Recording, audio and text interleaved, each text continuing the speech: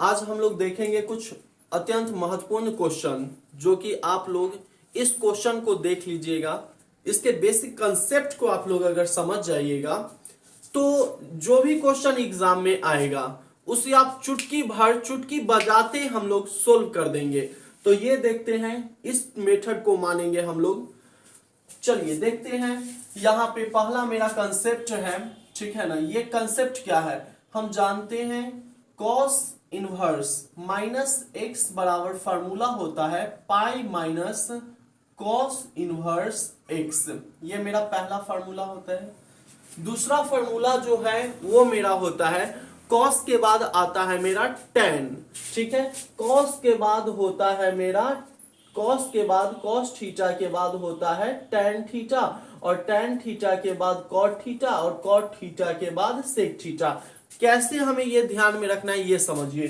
Cos के बाद अगला को छोड़ दीजिए, उसके बाद वाला, तो उसके बाद वाला मेरा कॉट है, तो इसका मतलब कॉट इनवर्स माइनस एक्स जो होगा ये भी pi minus cot inverse X हो जाता है। और उसके बाद कॉस का उल्टा जो होता है वो सेक होता है, तो यहां पे फिर तीसरा हो जाएगा सेक इनवर्स माइनस एक्स जो होगा pi minus sec inverse X होता है। हम इतना ही पे गौर करेंगे और इतना को गौर से देख लेंगे, और उसका जो भी क्वेश्चन है चुटकी भर में हम लोग हल कर देंगे। हमें ये क्वेश्चन सोल्व करने में, एक क्वेश्चन सोल्व करने में मुश्किल से 10 मिनट लगेगा। देखते हैं मित्रों, हमें तो समझाना है, आप लोग गौर से समझिएगा, और अगर आप समझ जाइएगा तो ही मेरे वीडियो को लाइक कीजिएगा, वरना लाइक नहीं कीजिएगा। देखते हैं, तो सबसे पहले मित्रों यहां पे है अब मेरा, देखते हैं ये क्वेश्चन। ये है मेरा कॉस इनवर्स माइनस 1/2। तो हम अभी बोले हैं क्या चीज, यहां माइनस लगा हुआ है। जब माइनस लगा रहेगा तो इसे लिख देंगे पाई माइनस, इसे लिख देंगे हम लोग पाई माइनस।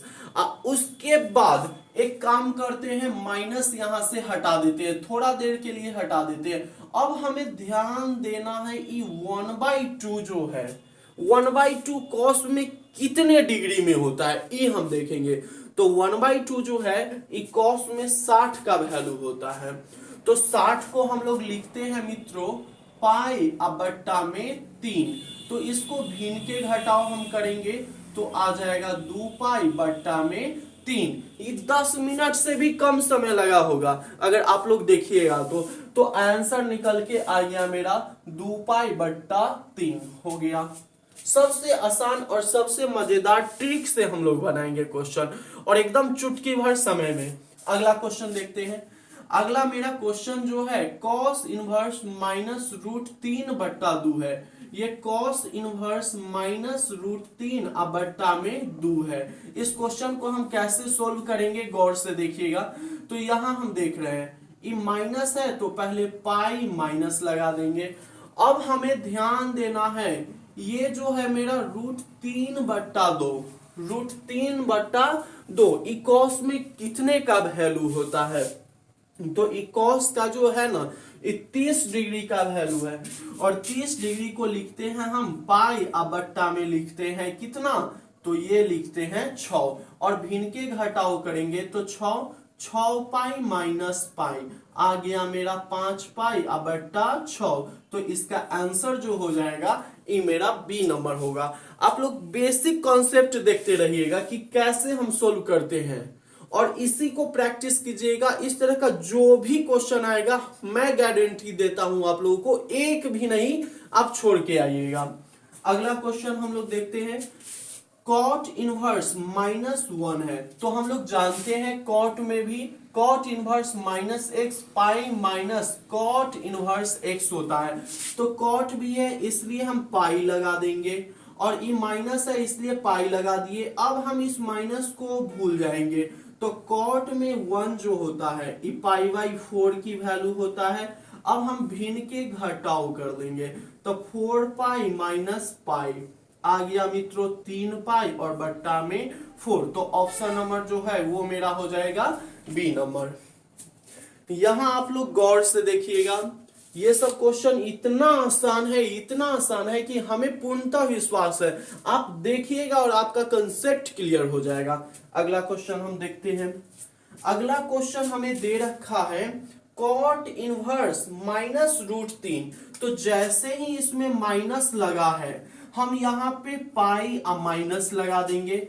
अब हमें ध्यान देना है, अभी माइनस को थोड़ा देर के लिए हटा देते हैं। अब हमें देखना है ये √3 कॉट में कितने पे आता है, √3 कॉट में कितने पे आता है। तो ये जो है ये 30 डिग्री का मान होता है। तो 30 को हम लिखेंगे यहाँ पाई बट्टा में 6। इसको हम भिन्न के घटाव करेंगे तो आ जाएगा 5 पाई बट्टा 6। तो आंसर जो होगा वो मेरा सी नंबर हो जाएगा। अगला क्वेश्चन हम देखते हैं, इसी तरीका का है। Cot inverse -1/√3। तो मित्रों ये माइनस है तो पाई माइनस लगाएंगे। अब इस माइनस को भूल जाएंगे हम। और अब हमें ध्यान देना है 1/√3 कॉट कितने का वैल्यू है। तो हम जानते हैं √3 जो है इस 30 का वैल्यू होता है और 1/√3 जो है ये 60 में आता है। तो ये 60 को हम लिखेंगे पाई बट्टा में 3। तो भिन्न के घटाव करेंगे तो 2 पाई बट्टा में 3 आएगा। तो ऑप्शन नंबर हो जाएगा मेरा ए। अब हम देखते हैं, है ना मजेदार क्वेश्चन सब। आप लोग एकदम गौर से देखते रहिएगा। अगर आप गौर से देख लीजिएगा ना तो इस तरह का जो भी क्वेश्चन आएगा उसको आप चुटकी भर में बजा दीजिएगा। चलिए आगे हम देखते हैं। अब मेरा फिर ये कॉस वाला ही क्वेश्चन आ गया। तो हम तो जानते हैं यहाँ माइनस है, ठीक है। तो माइनस के लिए क्या लिख देते हैं पाई माइनस। अब इसको भूल जाना है। अब आ गया मेरा क्या चीज 1। अब हमें ध्यान रखना है कॉस थीटा में 1 कितने का वैल्यू होता है। तो हम जानते हैं कॉस 0 का मानना होता है 1। तो यहाँ पे हम लिखेंगे क्या चीज 0। तो पाई में से 0 गया तो आ गया क्या चीज पाई। तो आंसर जो होगा वो मेरा हो जाएगा यहाँ पे ए नंबर। नेक्स्ट क्वेश्चन हम देखेंगे दोस्तों। तो शेक इनवर्स -√2 है, इसका कैसे निकलेगा। तो हम जानते हैं ये क्वेश्चन के लिए ये माइनस लगा है तो पहले पाई निकाल देंगे और माइनस है तो माइनस लगाएंगे। अब हमें ध्यान देना है ये √2 जो है ये सेक थीटा में कितने का वैल्यू है। यहाँ पे √2 जो है ये सेक थीटा में कितने का वैल्यू है। तो ये जो है ये 45 का वैल्यू होता है और 45 को हम लोग पाई/4 लिखते हैं। तो यहाँ पे इसको जब हम घटाएंगे तो 3 पाई/4 आएगा। तो मेरा आंसर ए हो जाएगा। हमें यहाँ फंसाने के लिए बहुत सारा मान दे दिया है, ये माइनस में भी दे दिया है, लेकिन हमें फंसना नहीं। एक कहावत है हम लोग जानते हैं, यह बचपन में भी पढ़े हैं। शिकारी आएगा दाना डालेगा लेकिन तुम उसमें फंसना नहीं। तो उसी प्रकार यहाँ हमें फंसाने के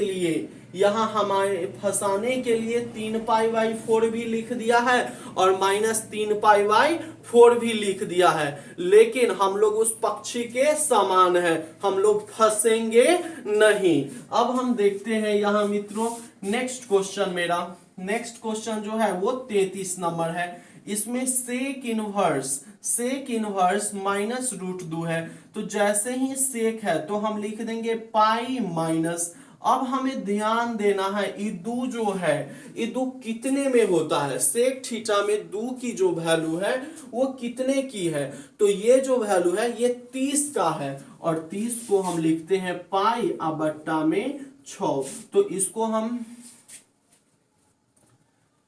ये जो है ये मेरा 60 का वैल्यू है तो इसे हम लिखेंगे पाई/3। तो इसे भिन्न के घटाव करेंगे तो 2 पाई बट्टा 3, इसमें भी फिर वही शिकारी आएगा, जाल बिछाएगा, लेकिन फंसना नहीं।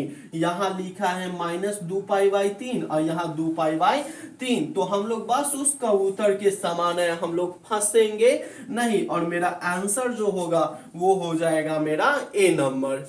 अब आगे हम देखते हैं सेक इनवर्स -1, ये क्या होगा?